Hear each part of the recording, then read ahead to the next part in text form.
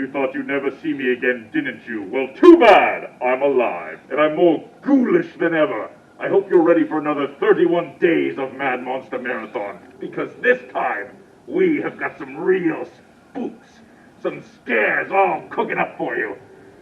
And I can't wait to personally frighten the pants off of you. Our first presentation of the night... What? What do you mean they cut our budget? One? We can show one? That is outrageous!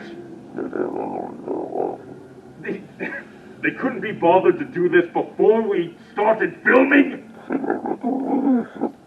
Yes, I know the set is subpar. I thought that was just adding to the charm. Okay, yes. Yeah, I got it, yes. Get mine, not jelly-filled. Thank you. I hope you're ready for tonight's feature presentation, which is all about what happens when a man gets exactly what he wished for. There's nothing scarier than that. And if you're still alive by the end of this tale, then you have earned yourself a Ghoul Medal!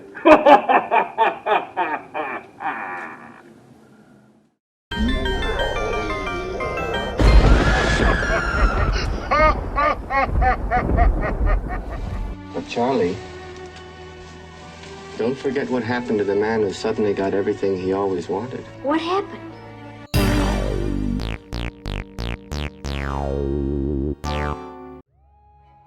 Happy Halloween!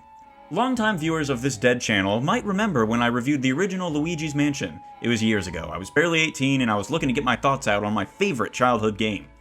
I make it a mission to replay this game and its sequel every year around October. I was getting ready for my annual replay when something extraordinary happened. Do you remember where you were in life when a significant event happened? With some things, people can remember the exact place they were standing, what they were thinking, or what they were doing. For me, I remember my exact line of thought when Luigi's Mansion 3 was announced. In fact, I'll never forget it, because I permanently cemented it in the comments of the reveal trailer. It was the same direct that announced Isabelle for Smash Ultimate, Pokemon Let's Go Pikachu, Mega Man 11, and who could forget the Nintendo Switch Online reveal, which had people shit-talking it to this day due to the lack of basic features, awful connectivity, drip feed of 30-year-old games, and more. But it also announced the remake of Luigi's Mansion on 3DS. This was a bad year for Nintendo, in my opinion anyway. Lots of people were ready for the 3DS to die, so them announcing anything for it was like an immediate death sentence. No one would buy anything that came out on that thing. Luigi's Mansion 3 is a game that felt like it took forever to come. 6 years removed from Dark Moon, I was itching to get back into Luigi's shoes and get rid of some ghosts. But during those 6 years, there was a bit of a change. You see, at this point, there were only 2 games in the series. One was more open and atmospheric, and the other one was more linear and comedic. 2 different audiences wanted 2 different things, and in the end, the struggling developers at Next Level Games made the hard choice to try and satisfy 2 different groups with the same game.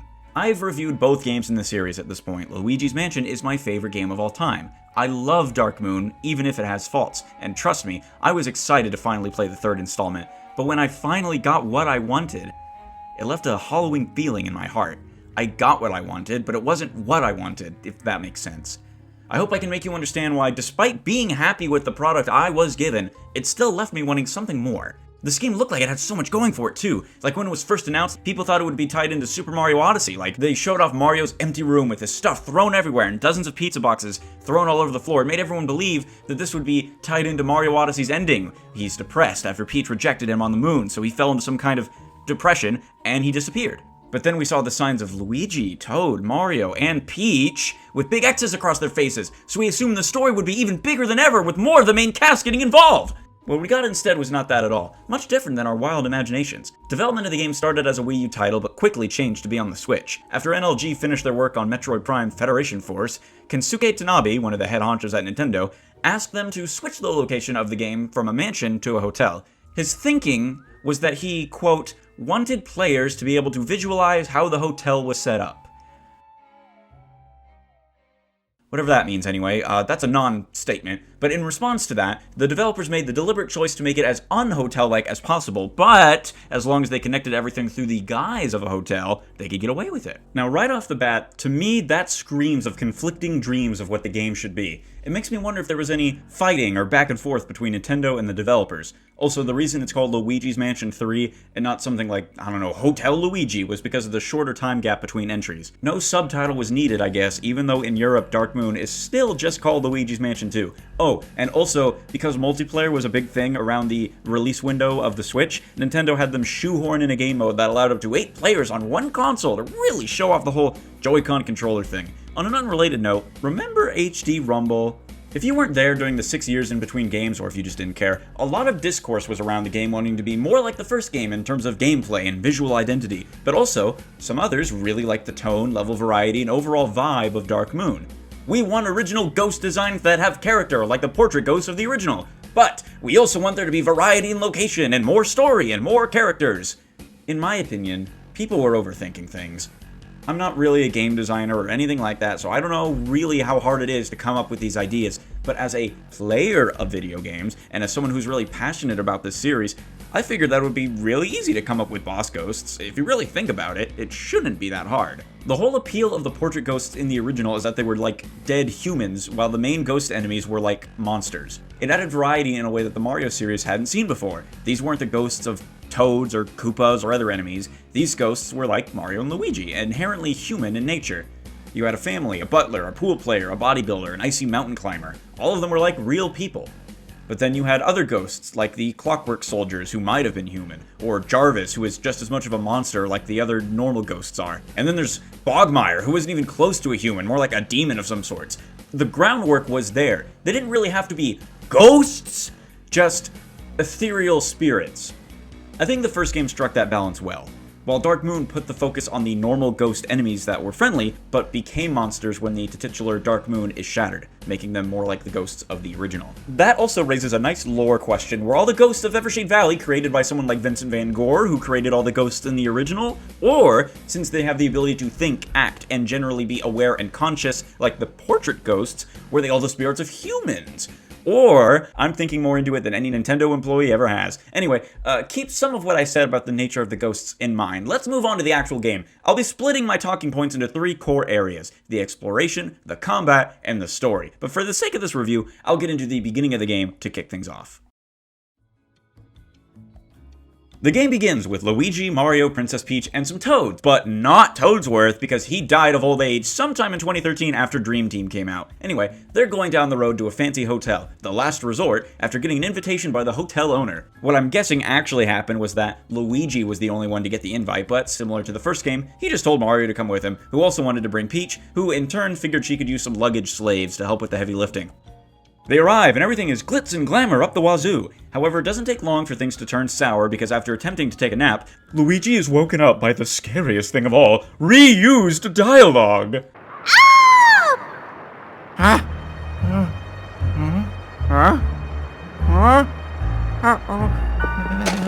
Hello?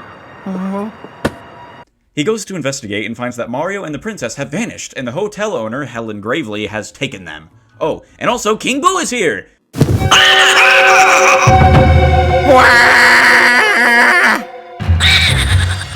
Sorry I didn't hype him up or anything, but the game itself didn't feel the need to do that, so why should I? They spoiled his appearance in one of the first trailers anyway. After escaping through the laundry chute that King Boo didn't feel the need to get rid of, Luigi reunites with Polterpup, who brings him to Professor Egad's car, where he finds the new Poltergust variant, the G00, or the Goo. Soon enough, he finds Egad's portrait just hanging on a wall with no security precautions, which is weird because he's like the most dangerous person that could be set free, so you'd think people would be like guarding him 24/7. But anyway, Luigi sets him free, they make their way back to his new portable lab, and once he gets everything set up to his liking, Egad tasks Luigi with finding his luggage. He does so after defeating 2 boss ghosts, and eventually Luigi meets Gooigi, a gelatinous coffee creature that Egad made to assist him in his ghost-catching efforts. I'm not joking when I say the lore behind this green freak is more elaborate than the actual game itself. The game won't tell you. You have to go to the Egad's Journal website and read the comic to find out. I don't like it when games lock story content behind some outsider source. I prefer them to just have everything in-game if the player wants to discover it. Like, you're really telling me we couldn't just find a few scattered pages of Egad's journal and learn it ourselves in-game? Or maybe he'll ask the player if they want to learn more? But anyway, during the events of Dark Moon, Egad was fucking around with some ghost energy and spilled his Lunamon Greeny coffee blend into it, resulting in it waking up and gaining sentience in the process. After testing it around, he molded it into the form of Luigi using some of his data. The best part is that after making him, he decided he needed to make sure he can actually work. So he then sends Luigi back in time to the first game and hands him over to the Egad and Luigi of the past to use for testing, which is why the remake on the 3DS has a co-op mode. And when you're done not playing that, Luigi is ready and comes back to the present. But apparently, Luigi is made up of Luigi's more repressed, brazen side of his personality, because instead of sneaking up on ghosts, he would instead charge ahead without fear and try to fight them head on. Again, none of this is present in the actual game. This is all outside backstory. So instead, Egad decided the best course of action was to not teach him how to actually hunt ghosts, but instead to pass his consciousness onto Luigi's and remotely control him with his mind. And then when that was finished, he just happens to get a letter from Helen Gravely, who invites him to the last resort under the guise of a ghost portrait art gallery or something, and he goes. Then he gets tricked, and all his ghosts are released, and he gets trapped in a painting. Anyway, after obtaining Luigi and moving on, the story completely hits the brakes and instead becomes a series of unconnected, self-contained moments within each floor. The story beats of each floor do not intersect or play off each other. What you do on one floor does not affect the other, and there's no interaction. What happens on that floor stays on that floor, but you're free to explore the hotel at your leisure, which is where the exploration comes into play. This game is like a combination of the linear progression of Dark Moon with the open areas of the original. You will always be streamlined into your main goal. It's pretty much a straight shot in every single floor, but you have the freedom to look into every single corner, object, or item that inhabits that room. Most of the floors form a big circle that are designed to make you travel in one path towards the elevator buttons that you lost. Then, in the last room, you're typically given some kind of shortcut to get back to the elevator and then move on. Repeat 15 times. The earlier floors are designed enough like an actual hotel that they don't follow this principle, but the later floors are clearly just sets of rooms designed to have a boss encounter at the end. Some of them are literally 2 rooms, the ones you come in from the elevator, and a second where you fight the boss of that floor. But while the starting areas of the hotel are your normal affair, guest rooms, a dining area, a lobby with a few employees-only area, and a gift shop, as you progress, things become more and more elaborate and completely out of this world. The rooms themselves are full of props, and I'm talking Half-Life 2 props. Every single room feels like it has a million physics objects in it that you can suck up, blow away, or just knock around. I don't know what the physics engine Next Level Games built for this, but it is insanely impressive. Back to the gameplay though, I hope you like finding money everywhere you go. Money in this game is literally a dime a dozen. You solve a puzzle, you get money. You shake a vase, you get money. Flash enemies, money. Use the dark light, money. Break something, money. Scratch your ass, money! Cash is everywhere in this game, and is often your reward for literally everything you do. You could spend 10 minutes just combing over a single room looking for every little thing to squeeze coins out of. It's kinda nuts how packed the average room is. Not every room is like this, but a good majority of them are. Exploring will also net you the returning gemstones from Dark Moon, and much like that game, they're pretty much worthless. Each floor has a set of 6 gems, each in varying shapes. What do you get for collecting all 102 gemstones? You unlock a skin for the plunger shot that makes it kind of look like a diamond, so it's not really worth it to go gem hunting. There's also boos. You can get a boo on every single floor, and your reward for doing that is it makes your flashlight beam have a boo pattern, so not really worth it there either. I'd say just play the game normally, and you'll find most of them. Some of them are really well hidden, and others are just in plain sight, so not only is the reward for getting all the gems disappointing, I find the gem and boo hunting themselves to not be rewarding. It's there if you want it. Nowhere near as fun as getting rubies, sapphires, or emeralds like in the original. Plus, you don't even get that swanky beat when you collect one either.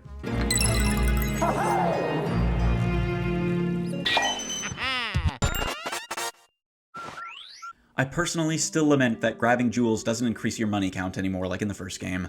Increasing your money felt like such a worthwhile and tangible reward in the original because I knew it was building towards a great ending rank, and it was fun to collect. Here in 3, you're so constantly showered with this stuff that I find it kinda boring. When money is the reward for every puzzle, no, every action you do, every time, you grow tired of it, and sometimes I'll just ignore it.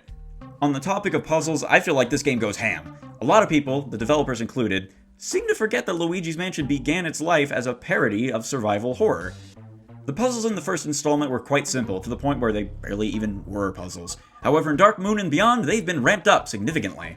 Every floor has some kind of puzzle or obstacle for you to overcome. Water flowers, spin gears, create paths, uncover secrets with the dark light, destroy objects with the suction shot, and occasionally jump around with the exhaust button. Luigi has 2 new moves this time around, the suction shot, which debuted in Smash Ultimate, and the exhaust jump. Push the 2 triggers together, and Luigi is lifted off the ground by a giant puff of air from the poltergust. This move is great for clearing lots of little debris or objects at once, or getting a few ghosts off you if they're crowding around, but for actual puzzle solving, I feel it's so underutilized that I kept forgetting I even had it. There's lots of moments that involve using the suction shot to slam objects down and break them open. It could be a heavier item blocking your way that you'll need to dual slam with Luigi, or something like a suitcase or a trash can. Anything that even slightly resembles a round target, or something slightly square that's blocking your path or looks suspicious, can most likely be plundered. Then, there's the Dark Light device returning from the second game. It's used quite a bit more here than its debut title, to the point where it almost becomes second nature to comb an entire area with it to make sure I'm not missing anything. There's almost always a clue if something can be uncovered, whether it's a shadow on the floor or the wall, or maybe it'll appear in a mirrored reflection. This game loves its Dark Light. But I'll be honest, while each floor is visually appealing and distinct, I can't say I particularly enjoyed or really remembered what each floor had to offer. Castle Macfrights is when the game starts really ramping up with lots of spike puzzles and using Luigi to bypass hazards. I don't really like Garden Suites, lots of running around this one room and delving into smaller rooms just to progress. I think it's cool, but some floors though, I'm overwhelmed with the feeling of, just get on with it. Exploration can get tiring whenever the elevator button is stolen from you by a mouse or some other minor inconvenience that Luigi is more than capable of taking it back from, but whatever, we need to pad out the game. The next floor, though, is, in my opinion, the best in the game. It's quite simple, but I love Paranormal Productions. Going back and forth through each set and figuring out the problems for each movie, then seeing the set through the eyes of the camera with all the special effects, then taking items from each set to free the megaphone belonging to Morty the Ghost, which all culminates in a giant kaiju battle! Morty is clearly, certainly the best ghost in the game, but I'll talk about him and the others later. I really thought this was a great floor, and I love the nods to the other games produced by the developers. But I guess they didn't think that this floor had enough going on, because right when you get the button you need, it's snatched by the Polterkitty. Look, I love cats. This creature fills my every waking moment with joy, but also, have you seen a cat? They don't do much. I think the charm of the movie studio is quickly tossed in the trash when you have to chase that damn cat around and explore each room again, then go back to Garden Suites and climb up halfway again just to get the button back. It really sucks the pacing out of this game, like, come on, I just want to get moving! Remember how I said a lot of the floors in this game feel like an excuse just to have a cool boss fight? That gets very apparent as you progress, so let's talk about the enemies you have to fight and the many ways you do so. This is how you fight and capture ghosts in the first game.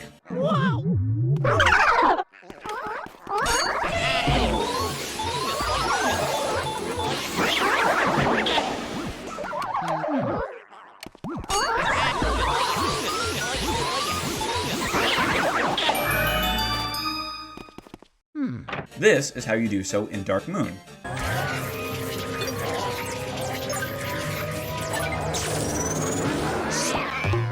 And this is how you fight in Luigi's Mansion 3.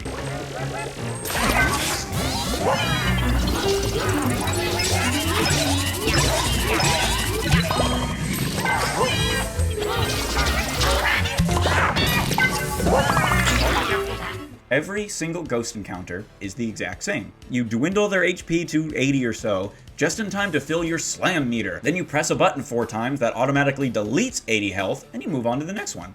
I love the idea of introducing new moves during combat to spice things up, but it is fucking ridiculous just how brain-dead fighting ghosts is in this game. The tug-of-war aspect present in the first 2 games is completely absent. And I know you might be thinking, oh, but why not just capture them normally? You don't have to use the slam move, except you literally do. Because at some point, if you keep trying to suck them in normally, they'll just stop losing health and will automatically break free, so you have no choice but to finish them with the slam move. This makes boss fights especially trivial. There is no point in them having over 100 health if I can just lower their health by pulling them in like I normally would, then hitting the lose 20 health button 4 times, which one cycles them almost every time. The first game was all about your raw skill with the joystick and how you could maneuver your thumb around while keeping that streak going. It was like going fishing. You needed to give some slack, but not too much, because then they'd break away and you wouldn't get a gold portrait. Dark Moon had the right idea by expanding combat with the meter that gets filled up. It created a risk versus reward scenario where you hold onto that ghost for as long as you can, then at the apex you cut a chunk of their health off and you're rewarded with extra cash. In this game, who gives a shit if you aren't good when you can just slam every ghost around you, dealing damage and stunning them in the process with no real effort from the player? Ghosts stay stunned for so long after you flash them or hit them with another enemy, it's almost pathetic. No, it is pathetic. If you didn't immediately capitalize on the stun in the original, they'd vanish and you have to try again. Even in Dark Moon, it wasn't this easy. This fully extends to the boss ghosts who barely deserve that title. Remember Mr. Lugs from the first game? Or Uncle Grimly? Or Biff Atlas, Slim Bankshot, Sue P, fucking Jarvis? Imagine if those guys were now mandatory for progression, and if you didn't capture them, you couldn't move on to the next room of the mansion. Every single character ghost feels like they're just fucking around waiting for you to come and capture them. EGAD mentions that Helen Gravely set loose not only King Boo, but also every other ghost Luigi worked so hard to capture in the past, and yet not one returning portrait ghost from the first game is here? Why the fuck wasn't this guy just Melody Pianzima? Or better yet, why wasn't he actually a portrait ghost? He has a portrait of himself in his dressing room! Why the fuck wasn't this guy in the fitness center just Biff Atlas? Why wasn't Slim Bankshot in the billiards room? The three sisters from Haunted Towers couldn't have made a comeback for the Garden Suites? The boss of the boiler room with the annoying-ass inverted controls made me feel so brain-dead. It's not obvious at all that you need to wait for him to get dizzy, grab onto his floaty, and then shoot him into the spikes. He's the only boss I ever died on because I felt like an idiot trying to waddle around the arena and bait him into the bombs he tosses. The T-Rex fight is awful too. Points for presentation, but you seriously cannot tell me you expected me to think, oh, he's intercepting my egg attack. I better use Luigi to distract him, and then get eaten so it gums up his mouth so I can then hit his weak point. Like, fuck off, man. That sucks and isn't fun. I hate the maid fight where you have to keep running back and forth between the RIP suites. The swimmer guy is fine, I guess. The pirate Captain Shark was annoying, and again, I really couldn't stand Polterkitty. So, the exploration isn't rewarding, and the combat makes me feel like an infant. So, before we wrap things up, I'd like to talk about some other miscellaneous things that don't really fit in with combat or exploration. Did you not hear me earlier? I said I didn't want jelly filled. Didn't. Yeah, it's fine. Thank you for Are you serious right now? Do we really not have time to fix this? It's fine. It's not your fault. I'll talk to Steve about it. It's fine. It's fine. Oh, amateurs. Dealing with amateurs. Not you. Whatever. We're nearing the tail end of our program, and if you're still standing, still breathing anyway, you're much braver than most. But you're about to see what happens when you encounter something even scarier than ghouls or witches or ghosts. There's nothing scarier than the disgruntled whinings of a Nintendo fan!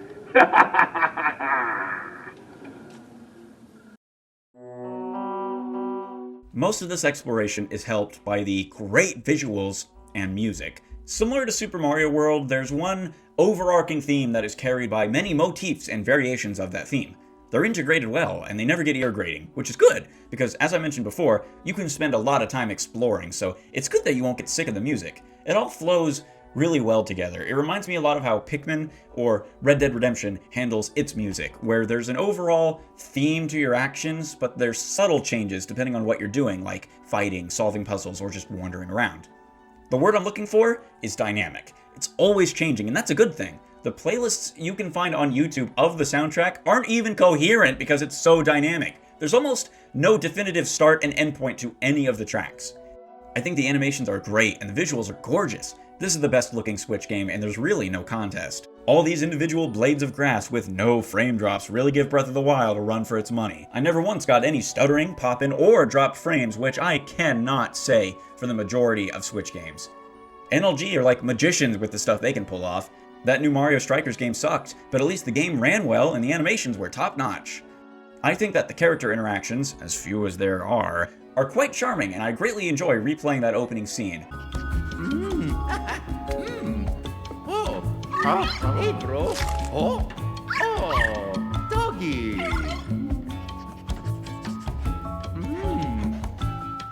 Hey, bro. Moving from each character as the soundtrack changes and integrates their main theme is such a small but loving touch. It shows that they care. Luigi's interaction with the world and enemies are a joy to watch. There's so many different ways this poor man gets frightened that it stops being sad to see and switches to being funny. On the topic of characters, I already expressed my lament for the lack of boss ghosts, but now let me lament the fact that these guys add nothing to the story at all. When people begged and cried at the offices of Next Level Games for them to bring back portrait ghosts, they didn't just mean boss ghosts with vaguely human designs. What they meant was for them to also have that magical P word, personality. Not one boss ghost in this game feels like a character whatsoever, with the exception of Helen Gravely, but she doesn't count because she's literally the main antagonist. Oh, and maybe that Paul Blart ghost from the gift shop. But they don't have any dialogue. They never speak outside of making gibberish noises, and all they ever want to do is fight Luigi and ruin his day. It's never even clear if these guys are taking orders from Helen or if they're just fucking with Luigi because they feel like it. If the ghosts that aren't hotel workers are supposed to be the escaped portrait ghosts from Egad's collection, then why don't they actually get turned back into portraits? When in his lab, you can view the gallery, but it's hardly that.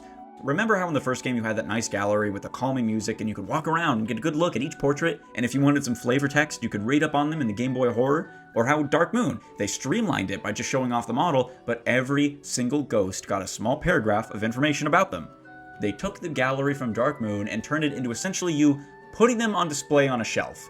You can look at the ghosts, but there's no flavor text, there's no descriptions, you don't even get to see King Boo after you beat him because there's no actual post-game.